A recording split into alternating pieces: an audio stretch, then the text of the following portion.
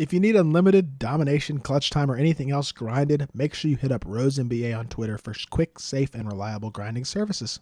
Yo, what is good, YouTube, and welcome back to another JC2K video. In today's video, we're going to be ranking the top 10 best power forwards here in NBA 2K23 MyTEAM. Before we hop into the video, if you haven't already, make sure you hit that subscribe button. Help me push towards the 8,000 subscriber mark on the channel. I upload every single day, and I would really appreciate it if you do subscribe if you haven't already. But without further ado, let's hop right into it. Let's start off with number 10, which is where I'm going to put Jason Tatum. I like Tatum a lot. This card was so good. Like a couple months ago when he first came out, which was pretty early in the game, to be completely honest. He came out, what, September 23rd, so just like 2 weeks after the game came out. But he's 6'8" with a 6'10" wingspan, so he doesn't have incredible size for the power forward position, but he's got really good speed. He's a knockdown shooter, good dunker, pretty versatile defender. Not elite on the interior, but definitely pretty darn solid.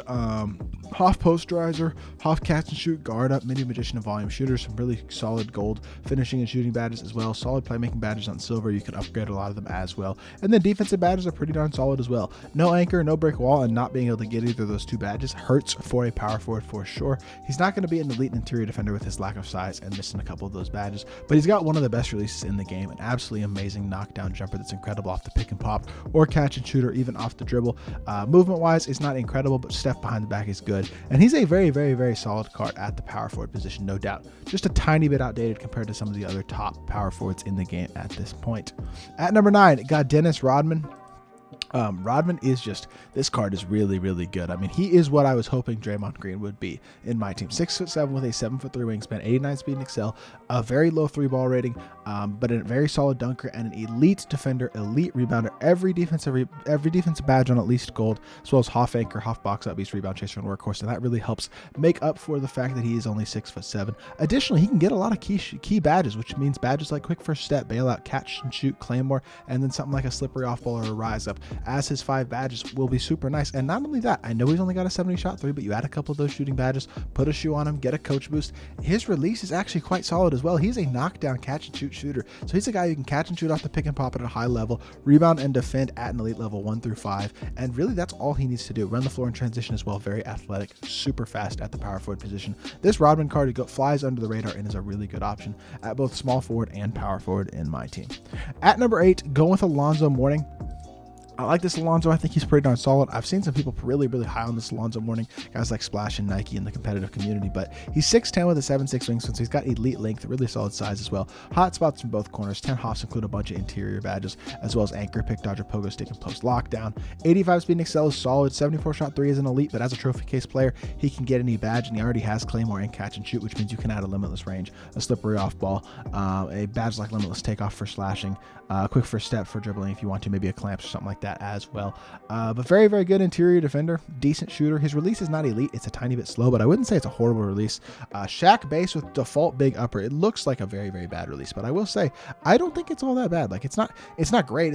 He doesn't have great movement, and his release is kind of slow, but it's not completely horrible, and it is pretty darn easy to green. He's a very good interior defender, a very good interior offensive player, and he's got the versatility athletically as well as being able to get any badge, where he's a really good card at the power forward position still. Coming in at number 8. At number 7, going with Shawn Kemp. I can't type, but this Kemp was probably the best power forward in the game when he came out. He was a complete god in this game, and he's still a very good card, no doubt about that. 87 speed and excel, 80 shot 3, 95 standing and driving dunk, very solid. I mean, not a great defender, but not a horrendous defender. Does not get the anchor badge, the clamps badge, the glove badge, or the interceptor badge, though. Missing those 4 badges matters. Now, a few good gold playmaking badges are nice. He's got catch and shoot, corner specialist. You can upgrade the catch and shoot, add a badge like claymore to him as well, and he's an exceptional slasher, gets incredible standing dunks, has really solid athleticism with the 4, and an absolutely butter release that is super smooth and easy to green, as well as very consistent. So still a competitive level power forward, a guy who was grindable from agendas, and honestly is a very good card in my team, especially considering again how early he came out, coming out September 30th. But unfortunately at this point there's a few guys who have passed him up, and I just can't put him higher than number 7. At number 6, going with another trophy case player, that's going to be Kevin McHale, another one of the centers at power forward. Actually, he really played power forward in real life, though, next to Robert Parrish. So not really inaccurate to have him as a power forward eligible guy. 6'10" with a 7'11" wingspan, though the length is incredible. The badges are also super solid, especially on the defensive end. Hoff anchor, challenger, interceptor, menace, post lockdown, and workhorse. A lot of elite badges there. Hoff drop stopper, post spin, dream shake, and post playmaker as well. Not elite speed, but it's not horrible, especially with his length, which is really, really nice. He's a good shooter, not an incredible dunker, but a really, really good interior defender, and not horrible on the perimeter either. Another guy who has a trophy case player can get any badge, which means you can add a limitless range to him. You could add a bully if you wanted to, or a limitless takeoff if you want to improve his slashing. A quick first step for playmaking as well as bailout. Badges like that are really going to help this card out at the power forward position, but his length is amazing. His jumper is really smooth and easy to green. He does not have very good movement outside of the Kobe escape whatsoever, and B dribble style sucks, but he has very, very solid stats and badges, especially the badges. The badges are really good, an incredible player build, elite length, and a really good jumper, and is definitely a top 6 power forward in my opinion in my team still. Really, really good card still to this point. At number 5, I got to say, is where this list really takes a step up. I think Worthy kind of is in a new echelon, a new tier than any of the other power forwards we've discussed in today's video to this point. Worthy is an absolute dog. James Worthy, I mean, he is a absolutely phenomenal card in my team. I'm actually starting him at my power forward position over one of the guys that I do have ranked higher than him, but that's just personal preference. I still think he probably is only the 5th best power forward, but you could make an argument for him as high as number 3, I think. That being said, 6'9" with a 7-foot wingspan, no 3-point hotspots, but 10 hoffs, include a ton of interior slashing badges, as well as the Claymore badge and the Pogo Stick badge. Again, can get any badges. A trophy case player, meaning badges like Limitless Range are good, maybe even Agent 3 because he's got the normal fade, which is amazing. Clamp Breaker is a great badge. Clamps, Interceptor, and Brick Wall are also really, really good badges. And then defensively, he's super versatile, super solid all the way around. Already has, like I said, very solid defensive badges, especially when you add badges like Brick Wall, Clamps, and Interceptor as well. 90 speed and excel, knockdown shooter, really, really good dunker. Obviously an incredible slasher with his Hoff badges. And then a release that is so much better than Worthy's release has been in previous years. Really an elite level release in my team right now, which really helps elevate him to that next level and make him one of the best power forwards in my team. At number 4, LeBron James. LeBron is better at the small forward position than he is at power forward, but that does not mean he is a bad power forward by any means. He's still one of the top power forwards in the game, and a card I am super high on. 6'9" with a 7-foot wingspan. I don't have LeBron on my team personally, but I mean, I would love to have this card because 94 speed and excel, Hoff bully, Hoff posterizer, Hoff quick first step, Hoff chase down, Hoff interceptor, 87 shot 3, 95 driving dunk, elite all around defensive stats. Badges are also really good. Even a bronze limitless range can get rise up. Doesn't get glove, but that's about it. You can even add the interior rebounding badges if you want to, like box out beast and rebound chaser, because he's got the slots to do so, slippery off ball as well. But he is absolutely incredible as a slasher, maybe one of the best couple slashing cards in the game. A super versatile, super good defender, really good playmaker. Sigs aren't incredible, but his release has improved this year, and he is a really, really good card, whether you're running him at small forward or power forward in my team.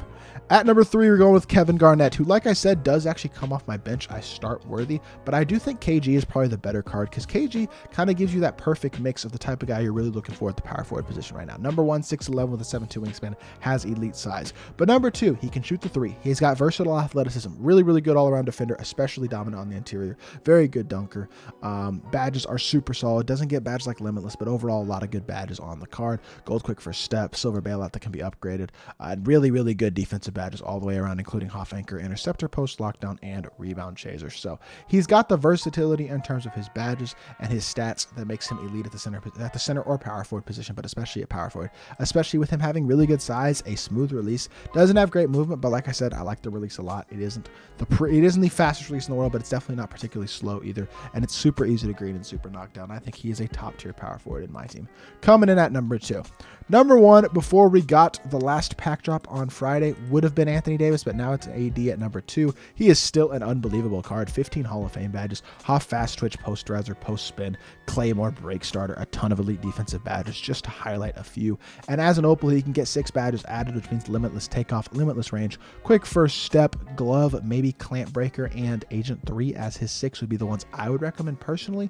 But 87 speed and excel, 85 shot 3, 85 standing and driving dunk, incredible all-around defensive stats, a money release that is easy to shoot off the dribble or off the catch, and normal laner. MJ dribble style is just, I mean, he's the only power forward so far on this list who has that, although we do have one more power forward who's a much better mover than Anthony Davis, and I'm sure y'all can guess who that is. But regardless, AD, he is just an elite all-around card. He can do it all.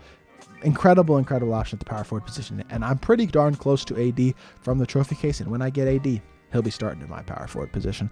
And then finally, we have the best small forward, best power forward, best card in the game, Mr. Tim Thomas. And him, Thomas, I mean, he is unreal. Obviously, stats and badges are really good. Very, very quick. He's got elite shooting, elite dunking, and elite all-around defense. But the badges, Hoff Agent 3, Hoff Catch and Shoot, Hoff Corner Specialist, Deadeye, Clamp Breaker, Killer Combos, Quick First Step, and Amped.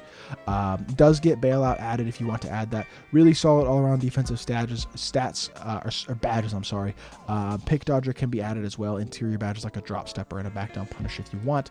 But what really separates this card is the LaMelo Ball release, Tray Upper, On Quick, Normal Leaner. He's got one of the best, I mean, probably the best release in the game right now.